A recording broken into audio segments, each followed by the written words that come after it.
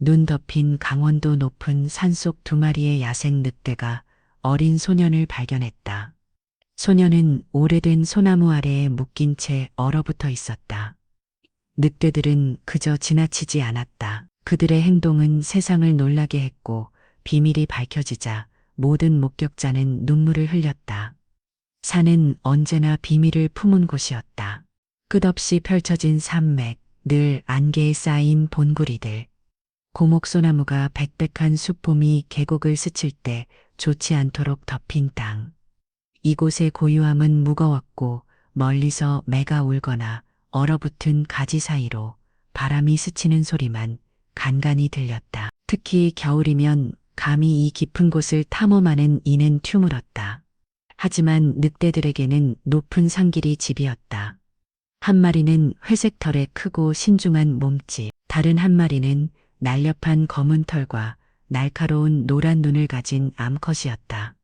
금주림과 폭풍 야생 경계에서 몰래 다가오는 사냥꾼들의 위협 속에서도 이들은 서로만 믿고 그림자처럼 움직이며 위험과 기회를 살펴다. 어느 날 아침 차갑고 희미한 새벽빛이 본구리를 감쌀 때 늑대들은 눈 덮인 좁은 능선을 조용히 걸었다. 바람에 소나무와 여운 냄새가 섞여 있었지만 그 외에 낯설고 날카로운 무언가가 섞여 있었다. 검은 늑대가 멈춰 귀를 쫑긋 세웠다. 아래 나무숲 사이에서 희미한 애처럼 운 신음소리가 들려왔다. 두 늑대는 근육을 긴장시키며 조심스레 내려갔다. 소년을 발견했을 때 심지어 늑대들조차 주저하는 듯했다. 아! 소년은 겨우 8~9살쯤 되어 보였고 찢어진 점퍼를 걸쳤으며 거친 박줄에 손목이 묶여 있었다. 얼굴은 멍들고 입술은 차가움에 터져 푸르스름했다. 눈물은 땀을 타고 흘러내렸고 떨어지기 전에 얼어붙었다. 공포와 필요해 눈동자가 흐려진 소년은 늑대들이 다가오자 몸을 제대로 움직이지 못했다. 잠시 정적이 흘렀다. 세상은 멈춘 듯했고 소년은 너무 약해 소리조차 낼 수 없었으며 늑대들도 숨을 헐떡이며 가만히 있었다. 그러다 회색 늑대가 앞으로 나와 코를 킁킁거리며 박줄을 조심스레 살펴다. 소년은 이빨이나 발톱을 예상하며 눈을 감았다. 하지만 늑대는 공격하지 않고 빙글 돌며 냄새를 맡았다. 검은 늑대도 조용히 다가와 소년의 얼굴과 공기를 맡으며 누군가가 남긴 흔적을 찾는 듯했다. 회색 늑대는 재빠르게 힘센 턱으로 박줄을 물고 잡아당겼다. 매듭이 풀리며 박줄이 풀려났다. 소년의 팔은 힘없이 축 늘어졌고 그는 거의 의식이 없는 채 눈덩인 땅에 쓰러졌다. 늑대들은 망설이며 소년 곁에 머물렀다. 검은 늑대가 소년의 삶에 코를 대고 부드럽고 절박한 신음을 냈다. 회색 늑대는 소년의 어깨를 살짝 밀어 일어나길 바랐다. 그러나 소년은 움직이지 못했다. 바람이 나무 사이로 힘을 아침여 눈보라를 일으켰다. 늑대들은 서로를 바라봤다. 먹을 것도 피신처도 없었다. 위험만 가득했다. 그럼에도 회색 늑대는 소년 옆에 몸을 숙여 바람을 막았다. 검은 늑대도 다가와 다리 위에 몸을 기대며 온기를 나눠다. 시간이 흐르고 아침이 깊어지며 차가움이 조금 누그려졌다. 소년은 두 늑대 사이에서 떨며 의식이 오락가락했다. 아래 계곡에서는 마을 사람들이 실종된 아이를 찾기 위해 수색대를 꾸리고 있었다. 목소리가 급하고 개가 짖으며 사람들이 등불과 단열을 말해 씻고 있었다. 단연 여기 산 위에서는 아직 아무것도 중요하지 않았다. 오직 살아남는 것만이 중요했다. 그리고 그 순간 아무도 이해하지 못할 이유로 두 마리의 야생 늑대가 소년의 유일한 희망이 되었다. 해가 저물기 시작하고 멀리서 첫 외침이 산 위로 울려 퍼질 때 늑대들은 고개를 들고 귀를 기울였다. 구조대가 다가오고 있었다. 하지만 그와 동시에 야수와 아이 사이에 모든 신뢰를 시험할 위협도 다가오고 있었다. 하늘은 회사에게서 남색으로 변하며 두꺼운 털조차 뚫는 매서운 추위를 몰고 왔다. 두 늑대는 소년에게 바짝 붙어 있었고 야생의 본능과 오래된 이해가 맞서고 있었다. 이 작고 연약한 존재가 그들에게도 절실히 필요하다는 것을. 소녀는 의식이 흐릿한 채로 꿈과 현실 사이를 오갔다. 가끔은 늑대들을 이빨이 빛나는 괴물로 보았고 드문 순간에는 조용하고 강력하며 믿을 수 없을 만큼 다정한 수호자로 느꼈다. 어느 순간 그는 희미한 속삭임을 내뱉었다. 엄마 회색 늑대가 귀를 움직이며 몸을 살짝 움직였다. 소년의 삶에 코를 내고 따뜻한 숨을 불어넣었다. 검은 늑대는 소년의 손을 핥으며 눈물의 짠맛을 느끼고 다리를 더욱 감싸 안았다. 밤이 깊어질수록 허기가 늑대들의 배를 조였지만 떠나지 않았다. 때대로 검은 늑대가 일어나 어둠 속을 살피고는 금세 돌아와 위험이 없음을 알렸다. 아래 계곡에서는 등불이 흐릿해지며 수색대가 눈 더미를 헤치고 소년의 이름을 불렀다. 개가 짖고 말이 코를 킁킁대며 온 마을이 한 마음으로 희망을 품었다. 능선 위 늑대들은 초조해졌다. 검은 늑대가 새로운 냄새를 맡았다. 연기, 기름, 인간의 땀 냄새. 그녀가 동료를 재촉하자 멀리서 새우 노모바일 엔진 소리가 들려왔다. 회색 늑대가 털을 곤두쓰고 나무 사이로 비치는 헤드라이트를 응시했다. 그는 소년과 검은 늑대를 번갈아 바라보며 묻는 듯했다. 검은 늑대는 숲 가장자리로 다가가 어둠에 숨었다. 두 남자가 스노모바일에서 내려 날카로운 목소리로 얼어붙은 땅을 밟으며 움직였다. 한 명은 손전등을, 다른 한 명은 무거운 막대기를 들고 있었다. 그들은 구조대가 아니었다. 늑대들은 이들을 위험으로 인식했다. 사냥꾼이었다. 회색 늑대는 소년을 쓰러진 나무들로 조심스레 끌어들여 몸으로 감싸떴다. 검은 늑대는 낮게 웅크리며 방어 자세를 취했다. 남자들이 가까이 다가와 눈 위를 비추자 손전등 빛이 검은 늑대의 금빛 눈을 비쳤다. 저기다, 저 늑대다. 총 꺼내 한 남자가 소리쳤다. 검은 늑대는 달아나며 남자들의 관심을 끌어 숲속으로 이끌었다. 그녀는 나무 사이를 헤치며 방향을 바꾸고 남자들을 소년이 숨은 곳에서 멀리 떨어뜨렸다. 회색 늑대는 몸을 완전히 숨기고 숨을 죽였다. 소년은 잠결에 약하게 신음했다. 멀리서 들리는 함성 총장전 소리 발소리에 온몸이 떨렸지만 움직이지 않았다. 몇 분이 몇 시간처럼 흘렀다. 함성은 점점 멀어졌다. 검은 늑대가 숨을 헐떡이며 돌아와 회색 늑대의 어깨를 밀었다. 지금은 안전하다는 신호였다. 하지만 안전한 시간은 얼마 남지 않았다. 소년의 입술이 다시 푸르게 변하고 있었다. 늑대들은 그가 아무 행동도 하지 않으면 아침을 맞지 못할 것을 알았다. 그때 검은 늑대가 야생에서 한 번도 하지 않았던 행동을 했다. 그녀는 소년의 귀에 코를 대고 낮고 멜로디 같은 울음을 냈다. 그것은 산의 노래이자 간절한 부탁이었다. 산 아래 계곡에서 수색견이 갑자기 멈춰서 귀를 쫑긋 세웠다. 조련사들은 서로를 바라봤다. 갑자기 수색견이 줄을 당기며 산을 향해 달리기 시작했다. 밤새 처음으로 짖으며 수색대가 눈과 덤불을 헤치며 뒤따랐다. 등불이 흔들렸다. 희망이 불타올랐다. 능선 위 늑대들은 소년에게 바짝 붙어 있었다. 그의 심장은 희미하지만 뛰고 있었다. 수색대의 함성은 점점 가까워졌고 늑대들은 그들의 숨결을 바람에서 맡을 수 있었다. 검은 늑대는 동료와 소년을 번갈아 보며 야생의 금빛 눈으로 물었다. 머물까 떠날까. 첫 등불이 나무 사이로 반짝였다. 늑대들은 본능과 약속 사이에서 망설였다. 수색견의 지점이 울려 퍼지자 세상은 숨을 죽였다. 늑대들은 다음에 무엇을 할까? 수색대의 외침이 숲을 가득 채웠다. 등불은 아이스토르 어스름 속에서 황금빛으로 깜빡이었다. 수색견 얼룩무늬의 큰 사냥개가 능선 위로 달려올라 확신에 찬 지점을 했다. 그의 조련사는 불규칙한 경사에서 힘겹게 속도를 맞췄다. 늑대들은 얼어붙은 몸을 고정시키고 소년 격에 바짝 붙었다. 소년은 떨매도 살아있었고 작은 손은 회색 늑대의 두꺼운 털을 움켜쥐었다. 검은 늑대는 수색견의 접근을 지켜보며 싸울지 아니면 숲으로 사라질지 망설였다. 잠시 동안 포식자와 수호자가 서로를 응시했다. 바람과 굶주림에 지친 야생 늑대들 길들여졌지만 용감한 수색견, 그리고 두세 개에 끼어 기적을 모르는 소년. 수색견은 속도를 늦추고 코를 킁킁 거리며 냄새가 말하는 이야기를 읽었다. 두려운 피, 추위, 그리고 그 앞서온 남자들의 흔적.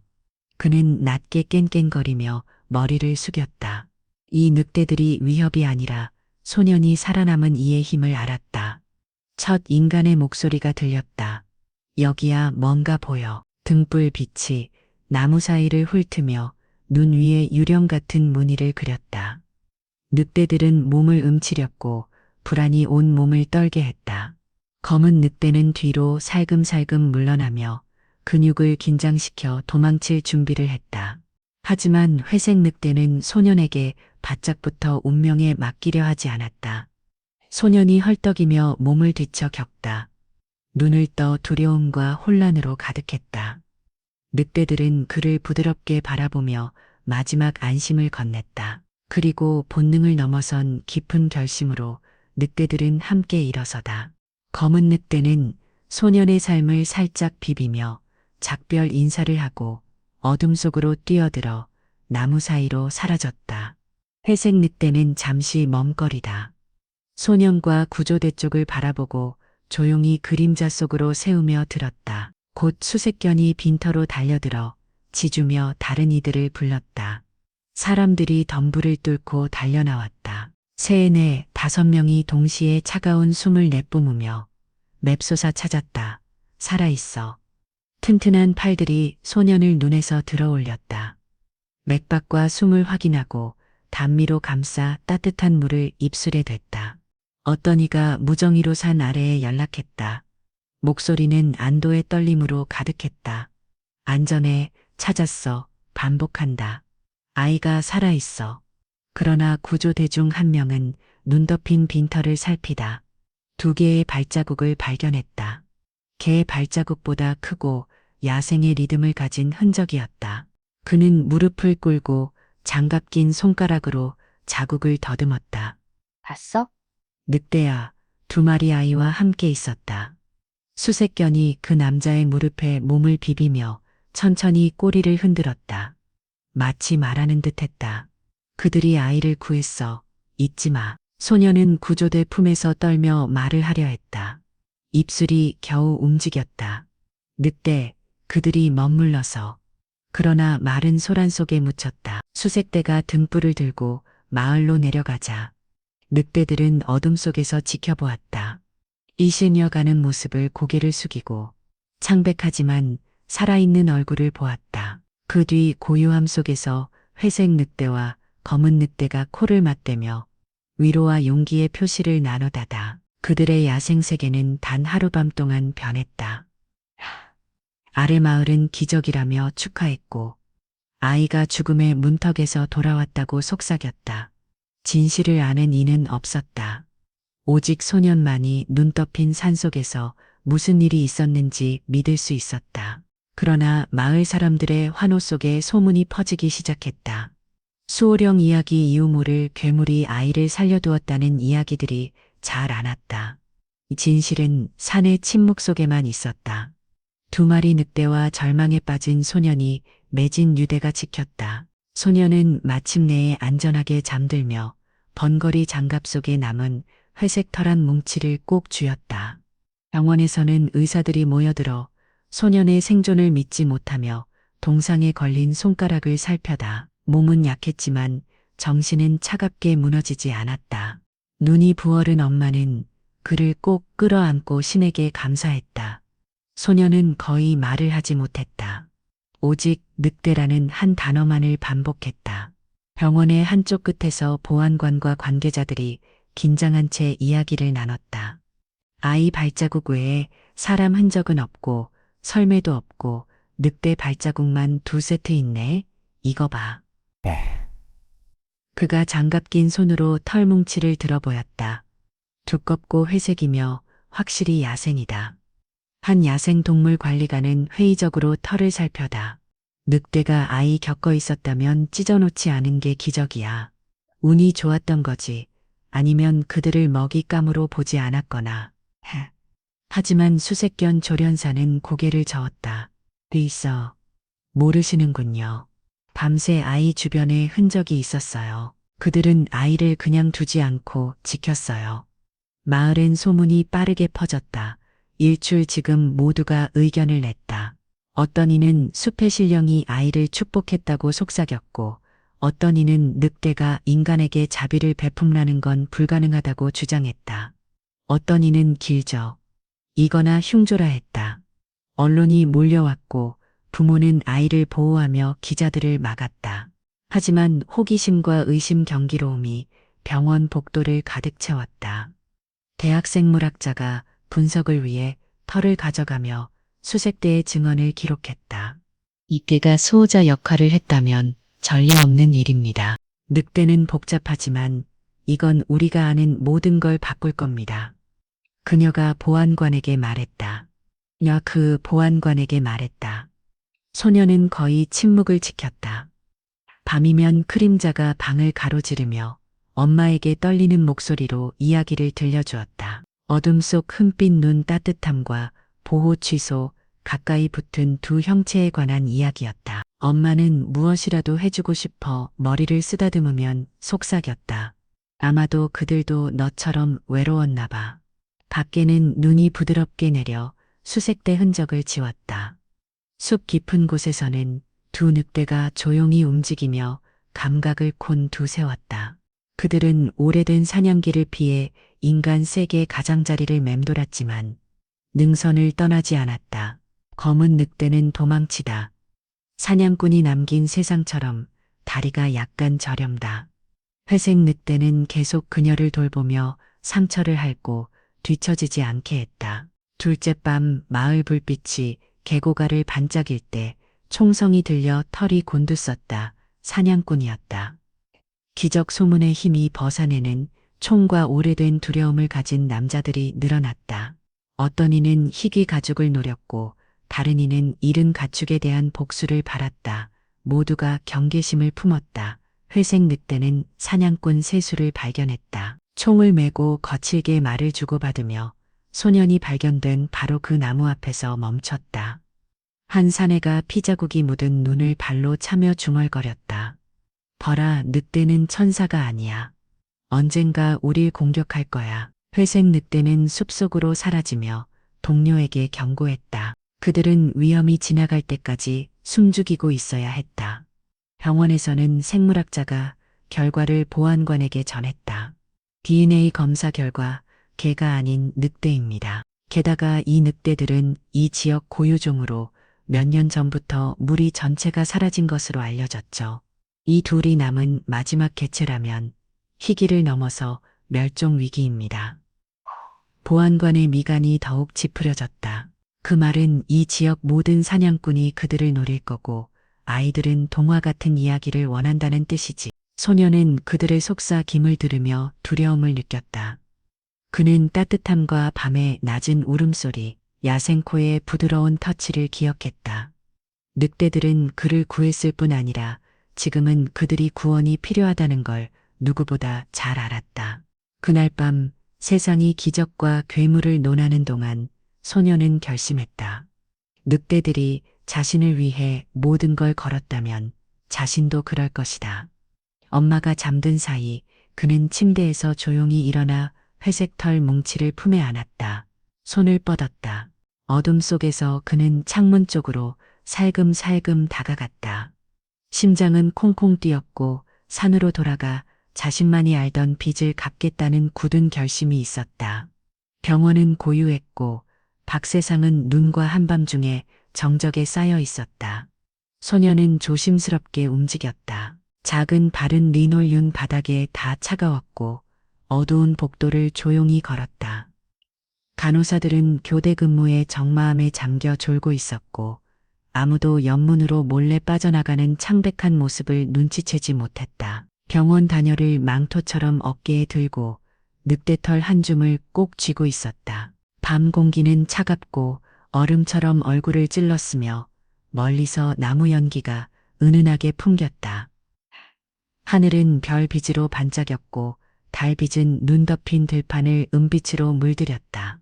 그는 며칠 전 누군가 등에 업고 데려다준 기억에 길을 따라 산으로 향했다. 하지만 얼마 가지 못해 지쳐 멈춰야 했다. 다리는 아팠고 숨결은 어둠 속에서 하얗게 퍼졌지만 그는 두려움과 지교한 충성심에 이끌려 계속 나아갔다. 몇 분마다 뒤돌아보며 마을의 노란 불빛이 점점 작아지는 걸 지켜봤다.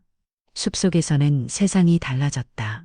소리는 더 커지고 그림자는 더욱 짙어졌다. 바람 한 줄기마다 경고처럼 느껴졌다. 그래도 소녀는 목이 쉬어가며 조용히 부르곤 했다. 늑대들아, 나야 돌아왔어. 제발. 그는 늑대들이 누군가에게 들리기 전에 자신을 알아주길 바라는 마음에 비틀거리며 앞으로 나아갔다.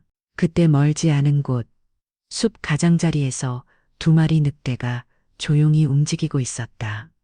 다리를 절투기는 검은 늑대는 신중하게, 회색 늑대는 모든 소리에 귀를 세우며 코로 위험 냄새를 맡았다. 그리고 둘은 순간 얼어붙었다. 나무 아래 인간의 땀과 약품 냄새와 섞인 익숙한 냄새가 있었다. 소년의 냄새였다. 검은 늑대는 낮게 흐느끼도 치는 맵고 회색 늑대는 어둠 속으로 미끄러져 가면 쓰러진 나무 옆에 몸을 웅크린 작은 형체를 찾아냈다. 소녀는 그 실루엣을 보고 두려움과 안도감이 가슴속에서 뒤섞이는 것을 느꼈다. 그는 털 뭉치를 내밀며 속삭이듯 말했다. 너희가 날 구했어. 이제 내가 도울게. 늑대들은 조심스럽지만 온화하게 소년을 빙 둘러섰다. 검은 늑대는 그의 손가락을 핥았고 회색 늑대는 따뜻한 몸을 소년의 등에 바짝대며 천을 나누었다. 소년은 그들의 야성적인 힘에서 위안을 얻으며 기대했다. 하지만 모든 것이 안전한 건 아니었다. 멀리서 자동차 불빛이 나무 사이를 미끄러지듯 지나갔고 날카로운 목소리들이 울려 퍼졌다. 사냥꾼들이 눈 위에 남은 발자국을 발견한 것이다. 사람 발자국치곤 너무 작고 동물 발자국치곤 너무 의도적이었다. 소녀는 몸을 낮추고 심장이 뛰었다. 늑대들은 새로운 위협을 감지하고 그 옆에 온 크려 긴장하며 어둠 속에서 눈을 빛났다. 곧 사냥꾼들이 숲가 장자리에 공터에 닿았다. 플래시라이트가 덤불과 눈을 훑으며 지나갔다. 어딘가 여기 있어. 한 사내가 중얼거렸다. 늑대를 찾으면 소년도 찾을 수 있을 거야. 회색 늑대가 소년을 살짝 밀며 숲속 깊이 더 들어가라고 재촉했고 검은 늑대는 그 앞장서서 그림자 사이로 길을 찾으며 소년이 따라올 수 있는지 계속 확인했다. 사냥꾼들은 점점 가까워졌다.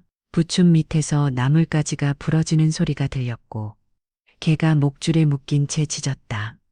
갑자기 검은 늑대가 돌며 사냥꾼들을 정면으로 마주했다. 털이 곤두서고 눈은 플래시 빛에 빛났다. 그녀가 낮고 깊은 흐른거림을 내뱉었다. 경고이자 방패, 도전이자 간청이었다. 사냥꾼들은 그녀의 용기에 놀라 망설였다. 잠시 모두 멈췄다. 그때 뒤에서 회색 늑대가 나타났고 소녀는 늑대의 옆구리에 꼭 붙어 있었다. 그들을 다치게 하지 마세요. 소녀는 목이 메워 외쳤다. 그들이 날 구했어요. 남자들은 혼란스러워하며 총을 내렸다. 한 사냥꾼 나이가 좀 더 많은 이는 아예 무기를 완전히 내렸다. 저것들을 봐. 그들이 이 아이를 지키고 있어. 전에 그랬던 것처럼 긴장감이 풀렸다. 늑대들은 도망가지도 공격하지도 않고 단지 지키고만 있었다. 천천히 사냥꾼들은 뒤로 물러나며 이것이 사냥이 아니라 훨씬 희귀한 휴전임을 깨달았다. 소녀는 눈 위에 주저앉자 추위와 안보감에 휩싸였다. 늑대들이 다시 가까이 다가와 몸으로 그를 감싸 따뜻하게 했다. 사냥꾼들은 구조 요청을 외쳤다. 곧 소란을 듣고 구조대가 도착했다. 이번에는 소년이 구조대의 손길을 거부하지 않았다. 다만 늑대들을 향해 감사를 담은 눈빛을 보냈다. 검은 늑대는 그의 떠남을 지켜보며 노란 눈은 읽을 수 없었다. 소년은 회색 늑대와 눈을 마주쳤다. 그 조용한 교감 속에서 그는 약속했다. 누구도 믿지 않아도 진실을 말하겠다고. 깊은 숲속 늑대들은 울부짖었고 마을 사람들은 처음으로 그것을 위협이 아닌 무언가로 받아들였다. 소년은 병원에서 깨어났다. 걱정스러운 얼굴들이 그를 둘러싸고 있었다. 엄마, 경찰서장, 야생동물관리관, 그리고 털 샘플을 검사한 생물학자였다. 그의 입술은 갈라졌고 몸은 지쳤지만 눈에는 새로운 결의가 불타올랐다. 그는 엄마 손을 꼭 잡고 기억나는 대로 진실을 말했다. 늑대들이 날 구했어요. 그들은 괴물이 아니에요. 가족이에요. 처음 어른들은 의심스러운 눈빛을 교환했다. 경찰서장은 위로하려 했다. 추위의 길을 잃었구나 얘야. 사람들은 거기서 이상한 걸 보고는 해. 하지만 생물학자는 몸을 앞으로 숙이며 부드럽지만 진지한 목소리로 말했다. 무슨 일이 있었는지 말해줘요. 빼놓는 것 없이 소녀는 모든 것을 이야기했다. 늑대들의 따뜻함, 그들이 자신을 보호한 방법, 총을 든 사람들을 쫓아낸 일, 위험에 처한 늑대들을 돕기 위해 돌아간 이유까지 검은 늑대의 절투김, 회색 늑대의 용기, 그리고 구조대가 올 수 있게 한 울음소리까지. 그의 말에는 조용하지만 확고한 믿음이 담겨 있었고 회의적인 이들도 완전히 무시할 수 없었다. 생물학자는 메모를 했다. 이게 사실이라면 희귀한 걸 넘어서 역사적인 사건이에요. 엄마는 걱정 속에서도 자랑스러운 눈빛으로 아들을 꼭 안았다. 난 내 말을 믿어, 사랑아. 하지만 병원 밖 마을 분위기는 갈라졌다. 어떤 이들은 소년의 생존을 기적이라 칭송했고 다른 이들은 늑대들이 다시 공격할까 두려워 포획을 요구했다. 뉴스팀이 몰려와 늑대 아이와 그의 이야기를 촬영했다.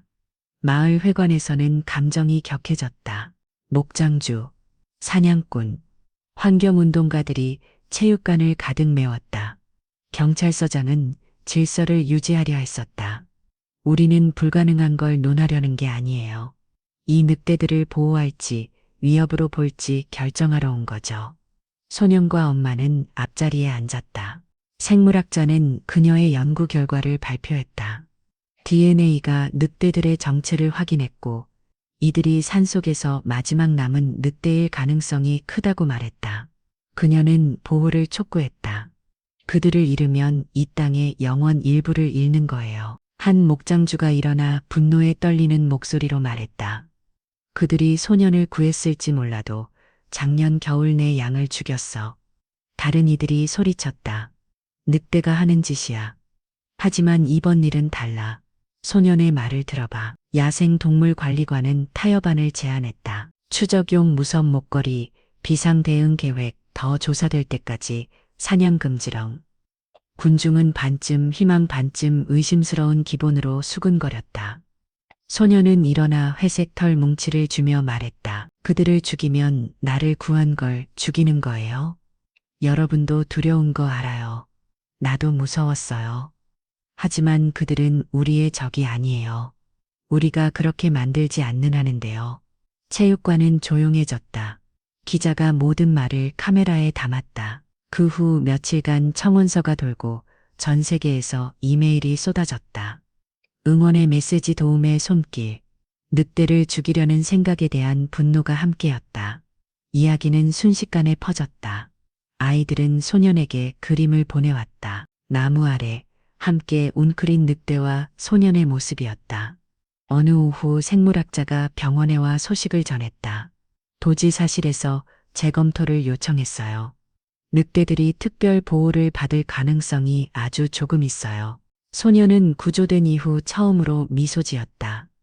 싸움은 끝나지 않았지만 이제는 그의 이야기를 믿고 늑대를 전설이나 위협이 아닌 야생의 친절함이라는 증거로 보는 동료들이 있었다. 하지만 희망이 피어나려던 그 순간 불길한 소식이 들려왔다. 한 목장주가 자기 땅 근처에서 새로운 발자국을 발견했다.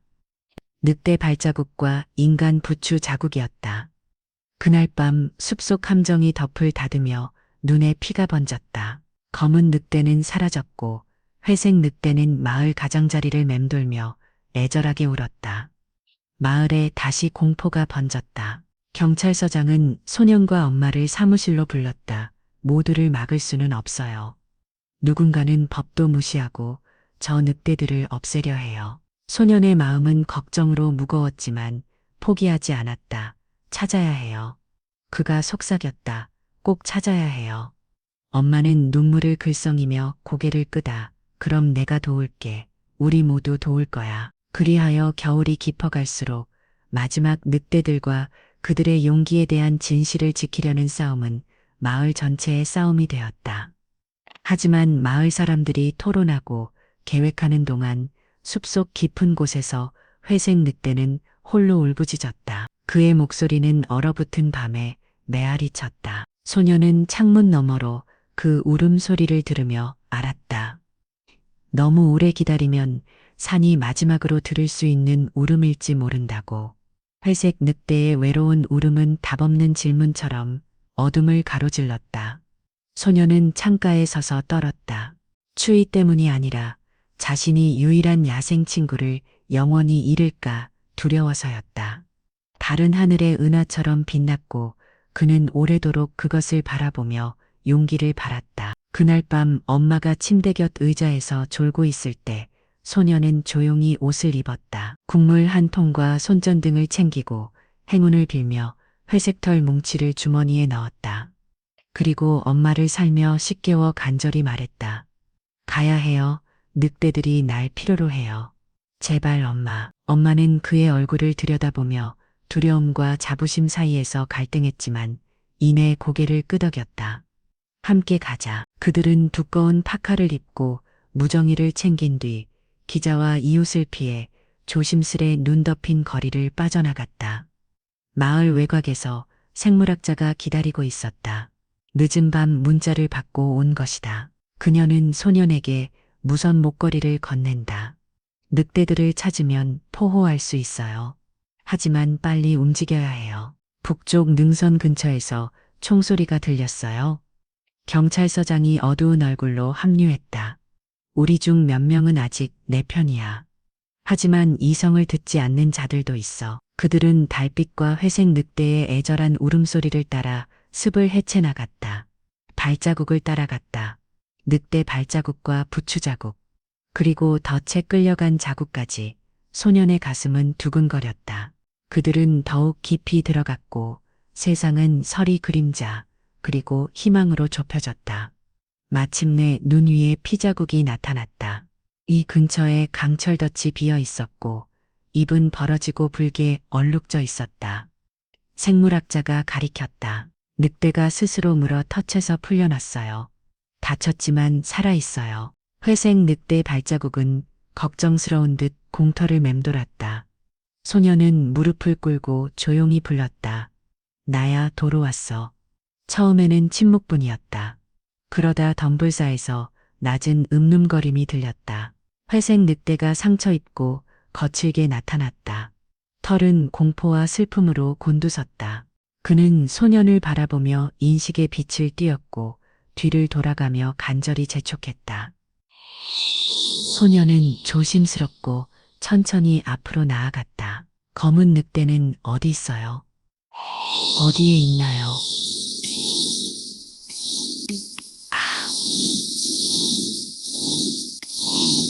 어?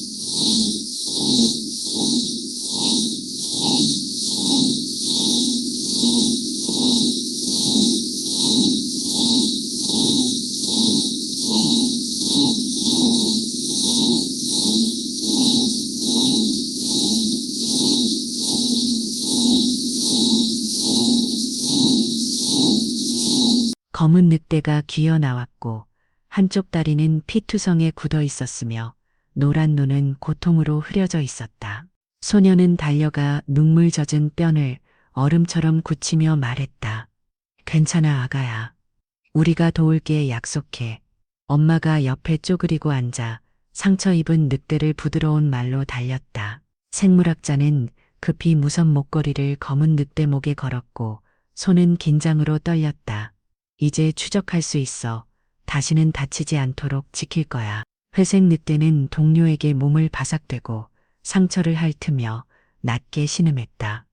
갑자기 경찰소장의 무전이 울렸다. 서쪽 비탈 근처에서 총격 발생, 사냥꾼들 접근 중. 공포가 치밀었다. 생물학자가 속삭였다. 지금 당장 움직여야 해. 그들은 재빨리 나무 사이를 지나갔다. 검은 늑대는 절투 격지만 단호했고 회색 늑대는 포효하듯 곁을 지켰다. 소년과 엄마는 도움이 어떻게 따라했고 경찰소장은 위험을 경계했다. 그들은 계곡을 내려다보는 바위 철벽에 도착했다. 늑대들은 숨을 내쉬며 밤 공기 속에서 귀를 쫑글 세웠다. 소년은 다시 무릎을 꿇고 늑대들의 눈을 바라보며 말했다. 가. 안전한 곳을 찾아. 우리가 지킬게. 약속해. 회색 늑대는 소년의 손을 핥으며 실로의 마지막 인사를 보냈다. 검은 늑대는 그의 뼈에 코를 대고 눈을 빛내더니 어둠 속으로 사라졌다. 생물학자는 목걸이 신호를 켰다. 안전하면 알 수 있어. 멀리서라도 지켜볼 수 있어. 경찰서장은 한숨을 쉬며 안도와 슬픔을 함께 내쉬었다. 끝난 게 아니야. 하지만 오늘 밤 그들에게 기회가 있어. 마을에서는 소년의 용기, 검은 늑대의 부상, 그리고 생존을 믿기 시작한 주민들의 이야기가 빠르게 퍼졌다. 도지사실은 야생동물관리관을 보내 보호를 약속했다. 전국 언론은 소년과 늑대의 이야기를 전하며 멸종 위기 동물을 위해 싸우는 이들에게 영감을 주었다. 소년은 엄마 품에 안겨 깊이 잠들었다. 구조된 이후 처음으로 늑대에게 희망이 있었다. 하지만 새벽이 다가오며 폭풍이 몰려왔고 복잡한 덤불 속에 새로운 부추 자국이 나타났다. 누군가 여전히 사냥을 멈추지 않고 있었다. 늑대의 미래를 건 싸움은 아직 끝나지 않았다. 폭풍은 해 뜨기 전 찾아와 높은 고개에서 몰아치며 산을 눈보라로 덮었다. 얼음 바람이 마을의 창문을 흔들고 숲을 휩쓸어 발자국을 지우고 모든 나무를 하얀 장막으로 감쌌다. 용감한 사냥꾼도 집안에 머물게 만드는 날씨였다. 하지만 이번 위험은 눈만으로 막을 수 없었다. 이른 아침 경찰서장은 작은 팀을 소집했다. 소년, 엄마, 생물학자와 함께 경찰서 책상에 둘러앉았다. 지도는 펼쳐졌고 무저기는 충전되었으며 커피가 김을 냈다. 밖에서는 기자들이 비닐막 아래 모여 소식을 기다렸고 마을 사람들은 눈을 크게 뜨고 산기 슬글 살펴다 보호 명령은 내려졌어. 경찰서장이 피곤한 목소리로 말했다. 사냥 금지야. 야생동물 감시관들도 순찰 중이지. 하지만 이 폭풍 속에서는 무슨 일이 일어날지 몰라. 소녀는 주머니 속 회색 털 뭉치를 만지며 생물학자가 추적 신호를 표시한 지도를 바라봤다. 검은 늑대는 소나무 숲 깊숙이 숨어 움직임이 느렸고 회색 늑대는 늘 곁을 지켰다. 생물학자가 화면을 두드렸다. 그들은 은신처를 지키고 있어. 목걸이는 작동 중이야. 그런데 간섭 신호가 있어. 누군가 다른 사람이 추적기를 쓰고 있는 것 같아. 그럴까 없는데 경찰서장이 얼굴을 찐그렸다. 누군가 수신기를 훔쳐거나 직접 만든 모양이야. 능선 주변을 빨리 조사해야 해. 갑자기 무저기에서 자품이 터졌다. 야생동물 관리관 크램트가 긴장된 목소리로 말했다. 북쪽 숲 근처에서 버려진 스노모빌 발견. 부추 자국도 최근 거야. 누군가 무장한 채 여기 있어. 소년 엄마가 그의 손을 꽉 잡았다. 누가 폭풍 속에서까지 사냥을 하려는 걸까? 소년의 대답은 조용했지만 확실했다. 에이! 두려운 사람이거나 복수심에 불타는 사람이에요. 경찰서장은 장비를 챙기고 소년과 생물학자를 태운 순찰차를 몰랐다. 가까이 붙어 내가 말하기 전까지 말하지만 우리가 먼저 찾으면 이 일을 막을 수 있을 거야. 그들은 눈길을 헤치며 들어갔다. 시야는 바람과 눈볼에 점점 좁아졌다. 나뭇가지가 위에서 삐걱거렸고 눈이 무겁게 떨어져 소리를 죽였다. 소녀는 모든 그림자를 살핀 늑대나 사냥꾼의 흔적을 찾았다.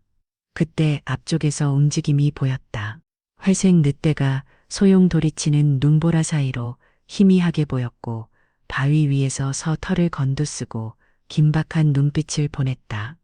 그는 소년을 똑바로 바라보고 능선비로 사라졌다. 그들은 심장이 두근대며 앞으로 나아갔다. 길을 돌자 마을의 한 목장주가 나타났다. 소총을 어깨에 메고 얼굴은 추위와 분노로 붉어다. 경찰서장이 손을 들며 말했다. 총 내려 빌, 무슨 일이 일어나고 있는지 알잖아?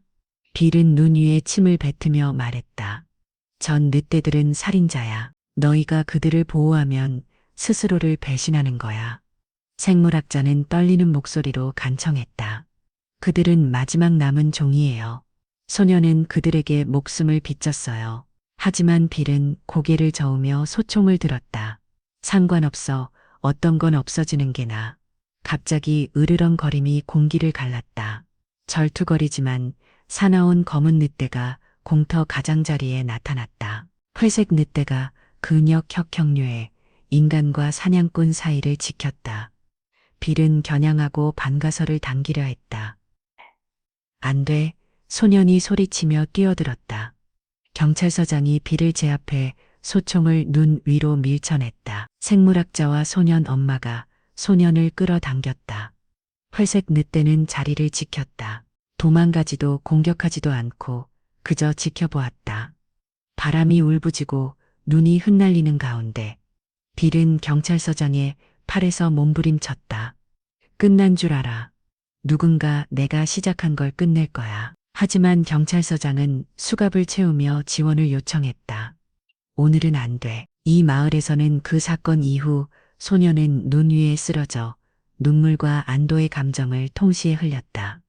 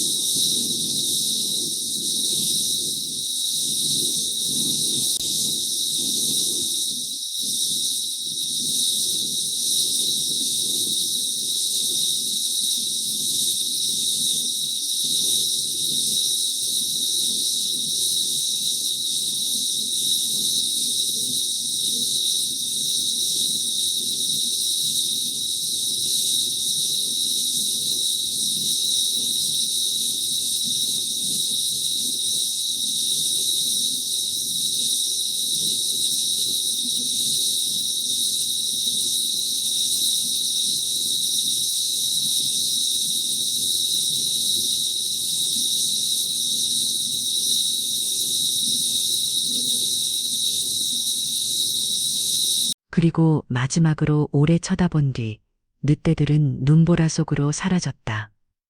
그들의 모습은 폭풍 속에 삼켜졌다.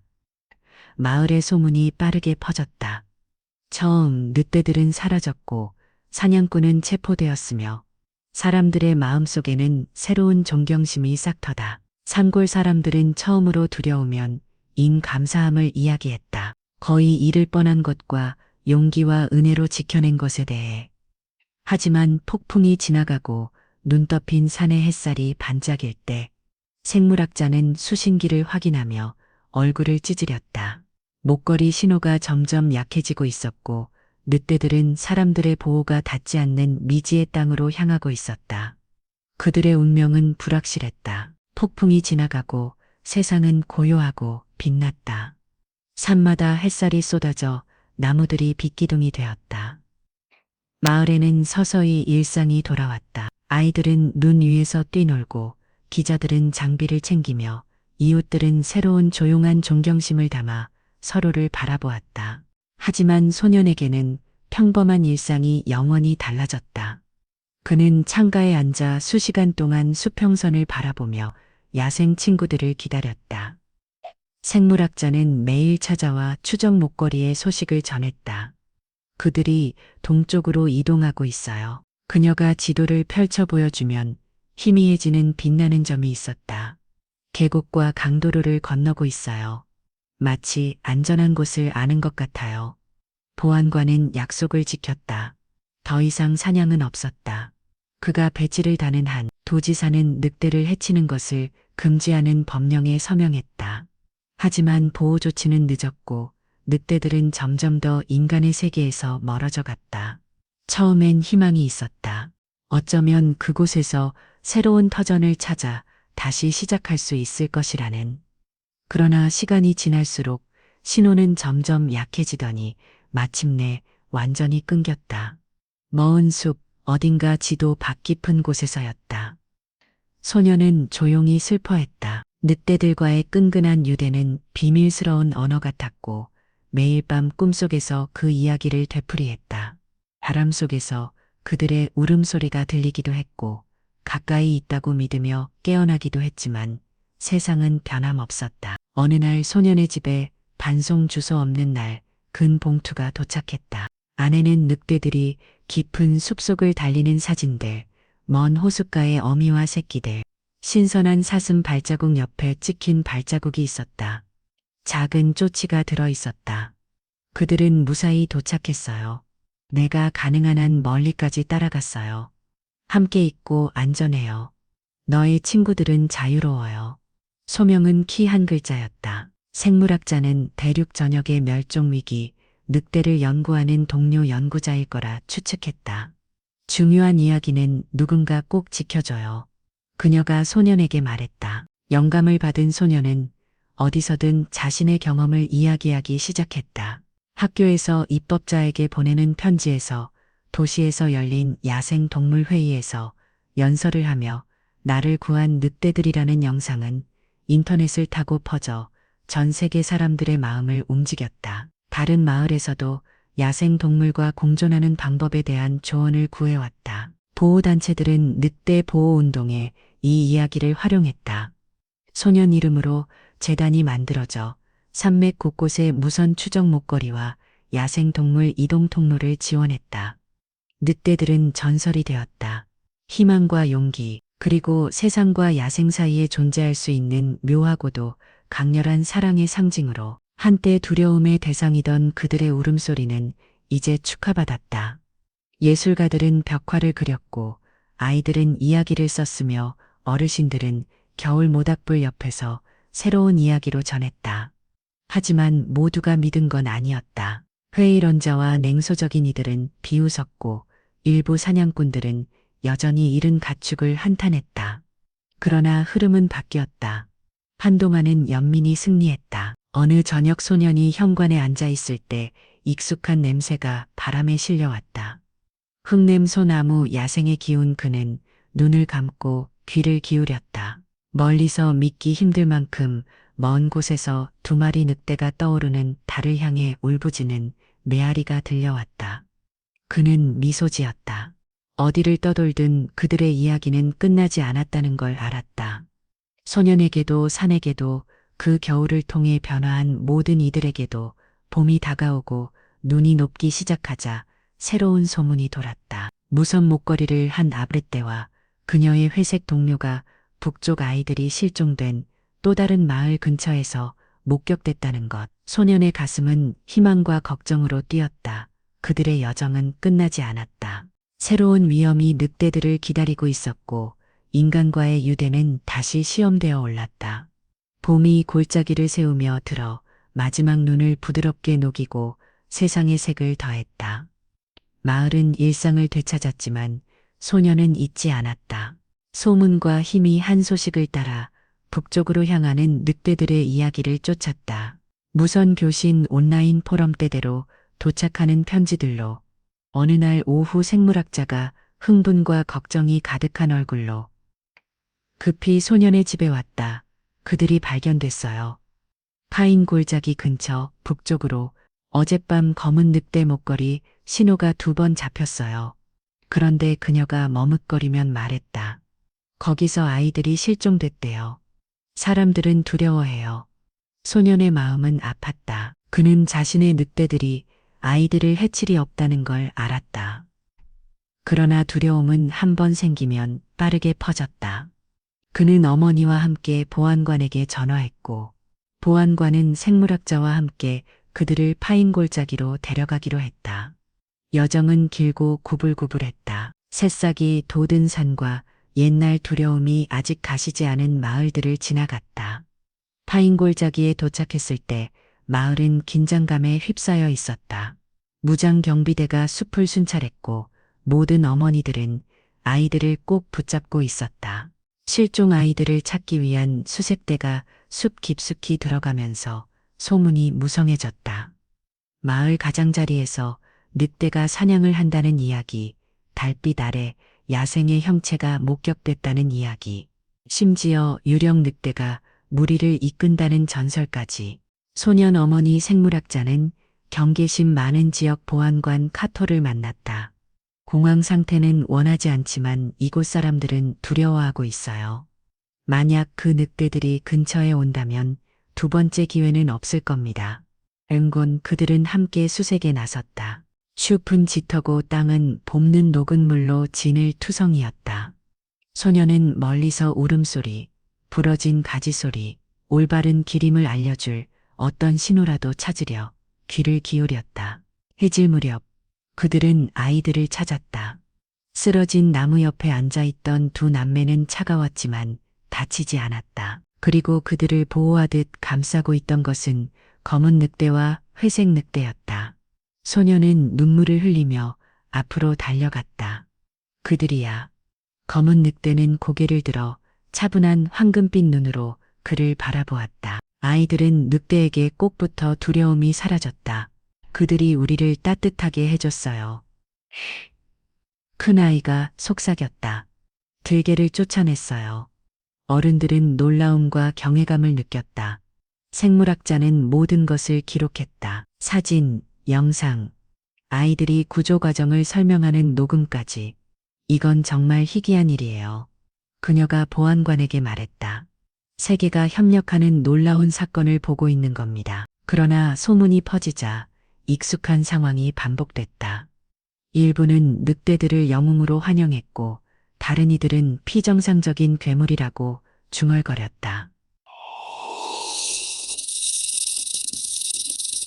몇몇 분노한 남성들이 그림자 속에 모여 아이를 자신도 관심을 문제. 그날 밤 소년과 어머니는 구조된 아이들과 함께 머물며 늑대들이 자신을 구했던 그 겨울 이야기를 들려주었다. 검은 늑대는 다리를 절며 소년 곁에 와서 그의 무릎 위에 머리를 얹었다. 무선 목걸이는 희미하게 깜빡이고 있었다. 하지만 위험은 멀지 않았다. 어둠 속에서 몇몇 남자가 총을 챙겨 숲으로 향했다. 이들은 이야기를 영원히 끝내려 했다. 생물학자는 위험을 감지하고 보안관을 깨웠다. 늑대들에게 무슨 일이 생기면 이 나라 전체가 알게 될 거예요. 만약 당신이 그걸 막지 않는다면 단지 유권자들에게만 답하는 게 아닙니다. 보안관 카터는 잠시 망설이다. 부하들을 모아 조용히 숲을 수색했다.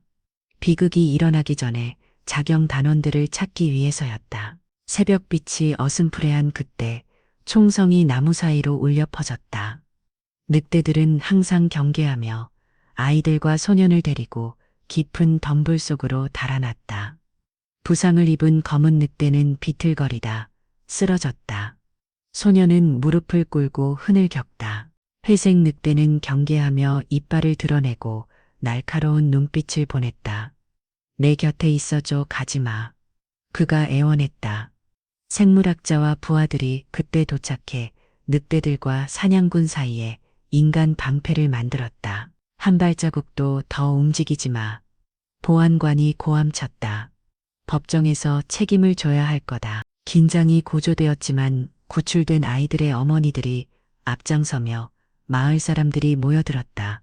이 늑대들은 영웅입니다. 한 여성이 외쳤다. 우리 아기들을 구했어요. 건드리지 마세요. 숫자가 밀리고 부끄러워진 자경 단원들은 물러났다. 해가 떠오르자 습은 황금빛으로 물들었다. 검은 늑대는 힘겹게 일어서었다. 소녀는 이마를 맞대며 감사의 속삭임을 전했다. 하지만 더 상처와 총상은 여전히 그녀를 약하게 했다. 마을 사람들은 희망과 두려움 사이에서 망설이며 모여들었다. 늑대들의 운명과 인간과 야생 사이에 연약한 평화가 균형을 잃어 있었다. 아침 햇살 아래 작은 공터는 사람들로 가득 찼다. 아이들을 꽂아낸 어머니들, 긴장한 부하들, 검은 늑대 곁에 무릎 꿇은 소년. 잠시 고요가 흐르고 늑대의 거친 숨소리와 나무 사이 부드러운 바람소리 만들었다. 생물학자는 소년 곁에 무릎을 꿇고 조심스럽게 상처를 살펴다. 출혈이 있지만 신속히 치료하면 살 수 있어요. 그녀는 마을 사람들에게 담요와 물 구급 상자를 채서 가져오라고 조용히 명령했다. 놀랍게도 사람들은 따랐다. 모든 소문과 그림자에 따른 의심은 사라졌고 대신 조심스러운 희망이 자리 잡았다. 야생과 인간 사이에 경계가 친절함으로 넘어설 수 있다는 감각이었다. 보안관 카터는 긴급 수의사를 불렀고 자신의 이름을 걸어 늑대들의 안전을 보정했다. 이 동물들에게는 돕는 것 외에는 아무도 손대지 마라. 그는 선언했고 부하들은 소년과 어머니 생물학자, 늑대들 주변에 느슨한 원을 만들었다. 구출된 아이들은 늑대의 두꺼운 털을 나누며 가까이 앉았다. 그들은 밤새 우리 겪어 있었어요. 어린 소녀가 엄마에게 말했다. 무서운 갤들을 쫓아내고 우리가 잘 수 있게 해줬어요. 포온저머. 처성의 애녀철이 토적해 카메라가 돌아갔고 한때 두려워했던 동물을 지키려는 마을 사람들의 모습을 담았다. 아이들과 소년에 대한 인터뷰는 전국 언론에서 늑대의 아이로 불리며 감동을 전했다. 수의사가 도착하자 검은 늑대는 긴장했지만 소년과 생물학자의 진정으로 차분해졌다. 수의사는 상처를 소독하고 꽤 매묘 항생제를 투여했다. 힘든 치료였지만 꼭 필요했다. 그동안 회색 늑대는 조용히 지켜보며 언제든 방어하거나 도망칠 준비를 했다. 치료 후 늑대들은 나무 아래에서 쉬었고 아이들과 마을 사람들은 돌아가며 격해 앉았다. 물그릇과 음식집 거기 부드러운 담요가 놓였다. 긴급 상황이 공동체의 기념 행사로 바뀌었다. 사람들은 본 것을 존중하고 오래된 두려움에 굴복하지 않기로 선택했다. 시간이 흐르자 생물학자는 군중에게 말했다. 여기서 본 것은 단순한 희귀한 일이 아닙니다. 역사적인 순간입니다. 우리에게는 이 늑대들을 보호하고 그들이 미래를 가질 수 있도록 할 책임이 있습니다. 도지사도 직접 전화를 걸어 말했다. 늑대들을 위한 보호구역을 마련하고 국가적인 야생동물 공존 캠페인을 시작하겠습니다. 이 마을은 전 세계의 모범이 될 것입니다. 해지력 작은 기념식이 열렸다. 소녀는 털한 움큼을 들고 솔직하게 말했다. 늑대들은 내가 혼자였을 때 나를 구했어요. 그 아이들도 구했어요. 아무도 해치지 않았어요. 우리 모두처럼 살고 싶었을 뿐이에요. 마을 사람들은 차례로 감사와 사과 치유를 기원하는 말을 전했다. 구조된 아이들의 어머니들이 늑대 목에 꽃 목걸이를 걸어주었다. 심지어 사냥꾼들 중에서도 거의 일어날 뻔한 일을 부끄러워하며 새 보호구역을 지키겠다고 약속한 이들도 있었다. 검은 늑대는 천천히 힘을 회복했고 눈은 소년의 얼굴을 떠나지 않았다. 회색 늑대는 그의 손을 비비며 신뢰의 약속을 했다. 어둠이 내리자 늑대들은 깊은 습으로 돌아갈 준비를 했다. 이번에는 두려우면 아닌 마을의 축복을 받고 떠났다. 소녀는 눈물을 글썽이며 그들을 바라보았다. 슬픔이 아닌 경외심의 눈물이었다. 그는 그들을 절대 잊지 않을 것이며 그들의 이야기가 작은 마을을 넘어 더 많은 이들을 변화시킬 것을 알았다. 그날 밤 마을이 축제를 열 때 먼 도시에서 메시지가 도착했다. 과학자, 보호론자, 영화 제작자들이 늑대 이야기를 전 세계에 알리고 싶다는 요청이었다. 변노는 미소지 음역에 달았다. 늑대들의 여정은 이제 전설이 되었다. 산 너머 먼 곳까지 영감을 주고 있었다. 하지만 전설에는 책임이 따르고 새로운 도전이 기다리고 있다는 것도 알았다. 몇 주 만에 늑대와 아이들의 이야기는 대륙을 휩쓸었다.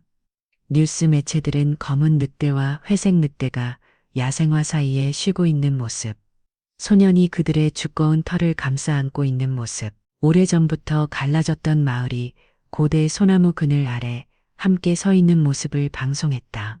사람들은 논쟁하고 울었으며 궁금해했다. 야생과 인간이 진정으로 신뢰를 나눌 수 있을까? 연구자와 영화 제작자들이 조심스레 찾아와 섬세한 균형을 방해하지 않으며 늑대들을 기록했다. 숨겨진 카메라와 무인 드론을 사용했다. 마을 사람들과 구조대원, 그리고 소년을 인터뷰했다. 소년의 솔직한 말은 어른들보다 더 큰 힘을 가졌다. 늑대는 괴물이 아니에요. 우리처럼 용감하고 두렵고 사랑할 줄 알아요. 야생을 해치면 우리 자신을 해치는 거예요. 국제 보호단체들이 지원을 쏟아부어 보호구역뿐 아니라 야생동물 이동 통로와 교육 프로그램을 후원했다. 토지사 사무실은 계곡을 보호구역으로 지정했고 다른 지역들도 비슷한 포책을 검토하기 시작했다. 생물학자는 지역 영웅이 되어 학교에서 강연하고 산 너머 프로젝트에도 조언을 했다. 한때 조심스러웠던 보안관은 늑대 유산을 지키는 것에 자부심을 느꼈다. 소년의 어머니는 한때 아들의 생명을 걱정했지만 이제는 미래 세대에게 공존을 가르치는 위원회를 이끌었다. 그리고 늑대들, 검은 늑대와 회색 늑대 고난을 함께 겪은 두 친구는 상징이 되었다. 우표, 벽화, 어린이 책에 그들의 모습이 새겨졌다. 노래가 만들어지고 춤이 추어졌으며 알래스카에서 알프스까지 모닥불 격에서 새로운 전설이 전해졌다. 하지만 늑대들은 여전히 야생이었다. 목걸이의 신호는 가끔씩 보호구역 깊은 곳에서 깜빡이었다. 이 동물들은 누구의 것도 아니었다. 때대로 소년은 멀리서 들려오는 그들의 울음소리를 들었다. 구슬픈 깊고 한때 자신의 생명을 구했던 야생의 약속이 가득한 울음이었다. 물론 그리웠다. 때대로 고요한 밤, 소년은 숲 가장자리에 앉아 조용히 흥얼거리며 나무 사이로 은빛이나 검은 털 한 줄기를 바라보았다. 늑대들은 멀리서 바라보았지만 결코 다가오지 않았다. 신뢰는 주어진 것이지 사거나 얻은 것이 아니었다. 그들의 이야기는 모두의 것이었지만 그들의 삶은 그들 자신의 것이었다. 계절이 바뀌고 관광객들이 배우러 봤으며 자원봉사자들이 오래된 숲을 복원하는데 힘을 못했다. 과학자들은 살쾡이, 독수리 오래전에 사라진 줄 알았던 야생화 등 희귀 동물들의 소규모 회복을 기록했다. 산은 치유되고 있었다. 그러나 세상이 축가하는 동안에도 새로운 질문들이 피어올랐다. 다른 마을들에서도 늑대나 곰이 돌아오면서 조언을 구했다. 회론자들은 신뢰가 한순간에 깨질 수 있다며 경고했다. 소년은 모든 목소리를 들었지만 언제나 늑대들이 가르쳐준 교훈으로 돌아갔다. 두려워도 용감할 것, 희귀한 것을 지킬 것, 잔혹하면 친절로 답하되 신뢰를 위해 위험을 무릅쓴 것을 잊지 않을 것. 늦얼음 어느 저녁 반딧불이가 반짝이고 마을 사람들이 늑대 축제를 위해 모였을 때 소년은 무대에 올랐다. 야생의 소리에 귀 기울이고 부드럽고 진내심을 가진다면 우리가 배울 수 있는 것, 구할 수 있는 것은 무한합니다. 제 친구들이 제게 가르쳐 주었어요. 이제 세상이 우리를 보고 있습니다. 그들이 듣는 이야기가 우리가 자랑스러워할 이야기였으면 좋겠습니다. 박수가 잦아들고 나무에 걸린 등불이 빛나는 가운데 생물학자가 급한 소식을 안고 소년에게 달려왔다. 계곡 저편 먼 곳에서 새로운 무리가 발견됐어요. 검은색과 회색 털을 가진 늑대들이에요. 심지어 흰 새끼도 있다고 해요. 소년의 눈이 빛났다. 아마도 그가 속삭였다. 이건 시작일 뿐이에요. 다음 몇 주는 마치 기적이 다시 태어난 듯 했다. 새로운 무리 소식이 빠르게 퍼졌다. 산과 연구소, 정부 청사, 평범한 사람들의 마음까지 닿았다. 소녀는 거의 잠들지 못했다. 희망으로 가득 찬 마음이었다. 자신의 늑대들이 정말 동족을 찾은 것일까? 흰 새끼는 실제일까? 아니면 전설의 비옥한 땅에서 자라는 또 다른 이야기일까? 이제는 국가적 보호 목소리가 된 생물학자가 팀을 이끌고 보호된 계곡 깊숙이 들어갔다. 움직임 감지 카메라가 순간을 포착했다. 회복된 강한 검은 늑대가 무리를 이끌고 회색 늑대가 그 곁에 있었다. 그 뒤에는 확실히 작은 존재가 있었다. 아침 소리 같은 털과 호기심 어린 눈을 가진 새끼였다. 계곡에는 두 마리뿐 아니라 많은 늑대들의 울음소리가 울려 퍼졌다. 생명은 야생스럽고 찬란히 돌아왔다. 한때 분열되었던 마을 사람들은 이제 함께 섰다.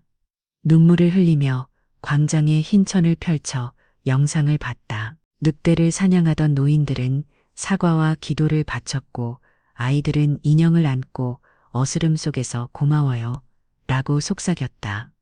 도지사는 기자와 교육자들을 데리고 보호구역을 방문했다. 이 계곡은 세상의 가장 깊은 두려움도 존경으로 바뀔 수 있다는 것을 보여주었습니다. 적이 수호자가 될 수 있다는 것을 그녀가 말했다. 소년과 두 마리 늑대에서 시작된 이야기가 우리 모두에게 교훈이 되었습니다. 소년 전 긴장 없이 끝나지 않았다. 밀렵꾼들이 회의론자들은 여전히 보호구역 경계에 머물러 있었다. 어느 날 밤 불법이고 잔인한 더치국경 근처에서 발견되었는데 이는 오래된 습관이 쉽게 사라지지 않는다는 냉혹한 현실을 상기시켰다. 경찰서장은 순찰을 2배로 늘렸다. 자원봉사자들은 교대로 땅을 지켰고 그 땅을 이제는 신성한 곳이라 불렀다. 소녀는 키가 훌쩍 자라고 자신감이 붙어 마을의 조용한 수호자가 되었다. 그는 습을 자주 찾았고 때로는 혼자 때로는 어머니와 함께 또 때로는 그의 이야기에 감탄하는 학교 아이들과 함께였다. 그는 아이들에게 늑대의 울음소리를 듣는 법, 부드러운 흙에서 발자국을 읽는 법, 감사와 존경의 뜻으로 작은 선물을 남기는 법을 가르쳤다.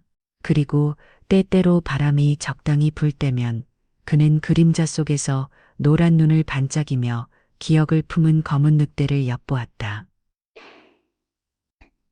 회색 늑대가 그녀 옆에 나타났고 믿기 어려운 순간에는 흰 새끼 늑대가 서툴고도 용감하게 얼굴을 내밀었다. 그 순간 소년의 마음은 구름처럼 가벼웠다. 모든 고난과 위험, 외로운 밤들이 바로 이 순간을 위한 것이었다. 국제적인 관심이 커졌다. 다큐멘터리가 제작되고 연구 논문이 발표되었으며 보호구역 간 야생동물 이동 통로가 지도에 끄려졌다. 다른 나라들에서도 늑대 마을을 배우기 위해 대표단을 보냈다. 법률이 제정되어 지역사회 정부 야생지를 하나로 묶는 돌봄매 사슬을 만들었다. 하지만 그 모든 웅장한 연설과 축하의 중심에는 단순한 이야기가 있었다. 그것은 하나의 2마리의 늑대, 그리고 두려움의 연민으로 맞서기로 한 선택에 관한 이야기였다. 눈 내리던 밤에 시작된 인연은 한 지역의 운명을 바꾸었고 수천 명에게 야생을 새롭게 바라보게 했다. 어느 여름의 끝자락, 첫 낙엽이 황금빛으로 물들 때쯤 소녀는 별이 가득한 하늘 아래 집 앞 마루에 앉아 있었다. 그는 울음소리를 들었다. 이제는 강하고 희망찬 합창이었다. 어머니가 다가와 그의 어깨에 팔을 감싸 물었다. 그리워하니 그는 고개를 끄덕이며 미소 지었다. 매일 그래요. 하지만 그들은 사라진 게 아니에요. 집에 있어요.